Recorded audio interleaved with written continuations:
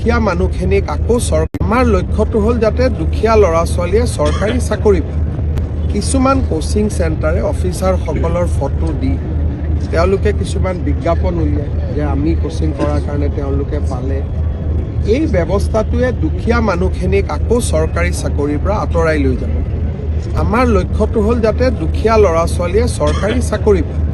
যদি কোচিং চেণ্টাৰত পঢ়িলেহে চাকৰি পায় তেতিয়াহ'লেতো আকৌ দুখীয়া মানুহবোৰ পিছ পৰি যাব।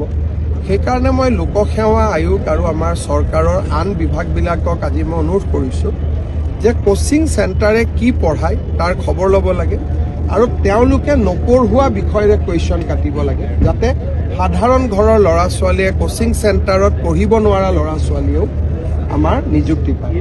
আৰু অফিচাৰসকলকো মই কৈছোঁ যে তেওঁলোকৰ ফটো দি যিবিলাক এডভাৰটাইজ কৰা হয় তেওঁলোকে যাতে কোচিং চেণ্টাৰ চলোৱাসকলক কৈ দিয়ে আজিৰ পৰা যে আমাৰ ফটোবিলাক যাতে আজিৰ পৰা নোহোৱা কৰি দিয়ে। কাৰণ আমি ইয়াত চৰকাৰী চাকৰিকেইটা দুখীয়া ল'ৰা ছোৱালীয়ে পাওক, মধ্যবিত্ত মানুহে পাওক।